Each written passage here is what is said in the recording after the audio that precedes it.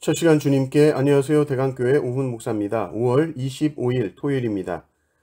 하나님 우리에게 주신 말씀은 신명기 24장 1절에서 22절까지 말씀입니다. 사람이 아내를 맞이하여 데려온 후에 그에게 수치되는 일이 있음을 발견하고 그를 기뻐하지 아니하면 이혼 증서를 써서 그의 손에 주고 그를 자기 집에서 내보낼 것이요 그 여자는 그의 집에서 나가서 다른 사람의 아내가 되려니와 그의 둘째 남편도 그를 미워하여 이혼 증서를 써서 그의 손에 주고 그를 자기 집에서 내보냈거나 또는 그를 아내로 맞이한 둘째 남편이 죽었다 하자 그 여자는 이미 몸을 더럽혔은즉 그를 내보낸 첫 남편이 그를 다시 아내로 맞이하지 말지니 이 일은 여호와 앞에 가증한 것이라. 너는 내 하나님 여호와께서 내게 기업으로 주시는 땅을 범죄하게 하지 말지니라.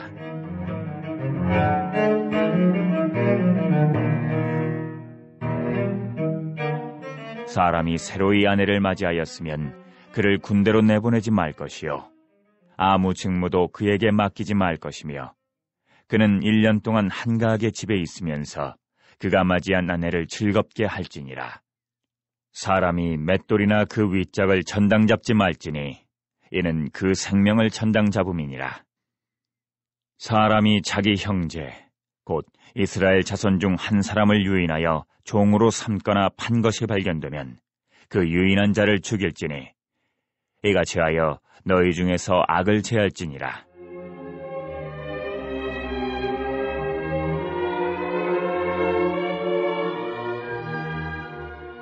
너는 나병에 대하여 삼가서 레위 사람 제사장들이 너희에게 가르치는 대로 내가 힘써 다 지켜 행하되 너희는 내가 그들에게 명령한 대로 지켜 행하라. 너희는 애굽에서 나오는 길에서 내 하나님 여호와께서 미리암에게 행하신 일을 기억할지니라. 내 이웃에게 무엇을 구워줄 때에 너는 그의 집에 들어가서 전당물을 취하지 말고 너는 밖에 서 있고 내게 꾸는 자가 전당물을 밖으로 가지고 나와서 내게 줄 것이며 그가 가난한 자이면 너는 그의 전당물을 가지고 자지 말고 해질 때에 그 전당물을 반드시 그에게 돌려줄 것이라. 그리하면 그가 그 옷을 입고 자며 너를 위하여 축복하리니 그 일이 내 하나님 여호와 앞에서 내 공의로움이 되리라.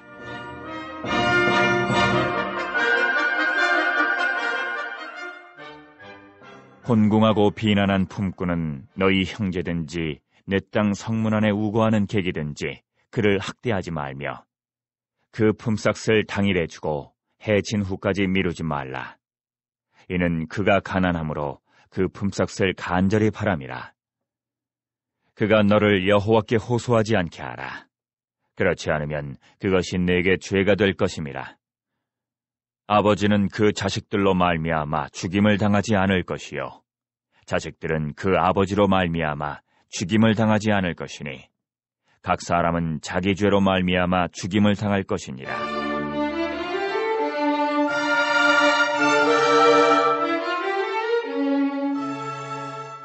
너는 객이나 고아의 송사를 억울하게 하지 말며 과부의 옷을 전당 잡지 말라. 너는 애굽에서 종되었던 일과 내 하나님 여호와께서 너를 거기서 속량하신 것을 기억하라. 이러므로 내가 네게 이 일을 행하라 명령하노라.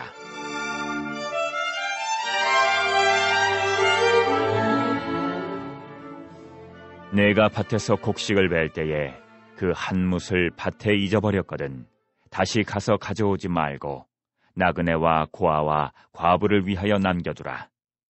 그리하면 내 하나님 여호와께서 내 손으로 하는 모든 일에 복을 내리시리라. 내가 내 감람나무를 떤 후에 그 가지를 다시 살피지 말고 그 남은 것은 객과 고아와 과부를 위하여 남겨두며 내가 내 포도원의 포도를 딴 후에 그 남은 것을 다시 따지 말고 객과 고아와 과부를 위하여 남겨두라. 너는 애굽 땅에서 종되었던 것을 기억하라. 이러므로 내가 네게 이 일을 행하라 명령하노라. 아멘. 고대 근동 사회는 여성의 가치를 존중하지 않던 사회였죠. 가나안 백성들은 남편이 아내를 버릴 때 어떤 구실도 다 허용이 됐습니다. 내가 아내에게 실증이 났다? 어렵지 않게 집에서 쫓아낼 수 있었다는 것이죠. 가나안 족속들은 결혼의 신성함을 존중하지 않았습니다. 이혼은 다반사였습니다. 또 내쫓았다가 다시 내키면 아내로 다시 데려오는 경우도 있었다고 합니다. 그러나 하나님의 율법은 이혼을 통제합니다. 오늘 본문에서 이혼 증서를 쓰면 이혼이 된다라고 말했다라고 생각할 수 있지만 예수님은 이 신명기 말씀을 완벽히 해석하셨죠. 이것은 인간의 완악함 때문에 허용하신 것이지 본래 이혼은 안 되는 것이다. 둘을 한 몸으로 만드셨다. 하나님이 짝지어 주신 것을 사람이 나눌 수 없다. 분명하게 말씀합니다. 그럼에도 인간의 완악함으로 인해서 이혼을 하게 되면 그냥 대책 없이 아내를 버리면 안 되고 확실한 증서를 쓰라는 것입니다. 이것은 당시 여성을 보호하는 규정이죠. 이 증서를 가지고 있으면 왜 이혼을 하게 되었는지도 정확하게 알 수 있고 또 이 여인들이 다시 재혼할 수 있었다는 것입니다. 또 예수님은 이 1절에 나오는 그에게 수치되는 일, 이것도 여러 가지 다른 것이 다 수치될 수 있는 것이 아니라 음행으로만 제한을 하셨습니다. 인생들은 온갖 이유를 붙여서 이혼을 합리화하려 하고 하지만 주님은 수치되는 일을 음행으로 제한하심으로써 결혼의 거룩함, 신성한 책임에 대해서 말씀해 주셨습니다. 또 5절을 보면 신혼부부는 남자 군대 보내지 말라고 그랬죠. 1년 동안 한가하게 집에 있어라. 왜? 아내를 즐겁게 하는 일에 집중해야 되니까. 만약에 남편이 결혼한 지 몇 주 되지 않아서 전쟁터에 나가서 거기서 불의의 사고를 당하고 목숨을 잃는다 그러면 한 가정이 온전히 서지 못하게 되기 때문에 가정을 보호하는 법입니다. 또 빚진 자에 대한 이야기가 군데군데 반복해서 나오고 있습니다. 빚진 자들의 복지에 대해서 말하죠. 가난한 사람들은 돈을 빌릴 때 전당물을 잡히고 돈을 빌립니다. 그런데 그 전당물이 가난한 자에게 정말 없으면 안 되는 필수적인 것이다. 그 당시에는 맷돌 윗짝이 그랬다는 거죠. 맷돌 윗짝이 없으면 곡물을 갈아서 밥을 해먹지 못합니다. 또 겉옷, 가난한 자들에게 있어서 겉옷은 집과 같았습니다. 겉옷을 뒤집어 쓰고 밤을 지샜죠. 그런데 맷돌이나 옷을 전당 잡히면 먹을 수도 없는 것이요 잠을 이룰 수도 없는 것입니다. 그러니 해질 때에 전당물은 반드시 다 돌려줘라 라고 말합니다. 13절을 보십시오. 해질 때에 그 전당물을 반드시 그에게 돌려줄 것이라. 그리하면 그가 그 옷을 입고 자며 너를 위하여 축복하리니 그 일이 내 하나님 여호와 앞에서 내 공의로움이 되리라.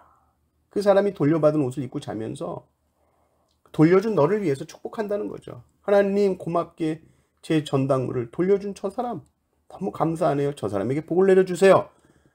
그러면 하나님께서 그 기도를 들으시고 야, 너 참 의롭다라고 칭찬해 주신다는 것이죠. 17절부터 22절도 보면 약한 자들을 보호하는 법들입니다. 그들은 고아, 과부, 객으로 나와 있죠. 이들은 궁핍하고 약한 자들입니다. 혜택을 받지 못하는 사람들입니다. 하나님은 이들에게 특별한 마음을 가지고 계십니다.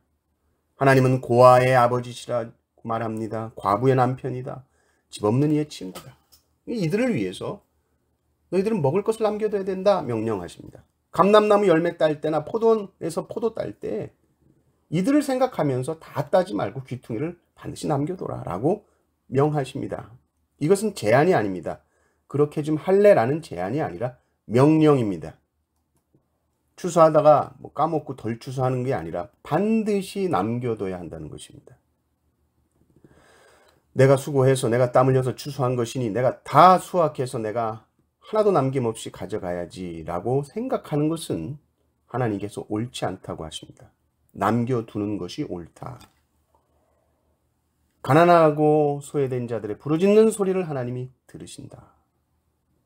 너희들도 애굽에 종되었을 때 너희가 괴로워서 울부짖었지? 그때 내가 너희 부르짖음을 듣고 애굽에 재앙을 내리고 너를 구원해냈다. 그런데 지금 너의 형제가 고통 속에 있을 때 그들이 부르짖는 상황이 생기지 않도록 미리 배려하고 미리 나누고 미리 남겨두어라 하고 말씀하십니다. 그것이 하나님의 백성으로 당연하고 옳은 일이라는 것이죠. 우리는 이웃을 위해 또 지체들을 위해 남겨두고 계십니까? 뭘 남겨두고 계신가요? 우리의 시간과 우리의 물질을 남겨두고 계십니까? 이웃에게 작은 사랑을 베풀고 그들로 우리를 축복하게 하십시오. 누군가가 나의 삶을 보고 기도 가운데 축복해 준다면 그 삶은 참으로 귀한 삶이죠. 그것이 바로 하나님께 영광을 돌리는 삶인 줄 믿습니다. 이 은혜가 넘치시기를 주님의 이름으로 축원합니다. 아멘.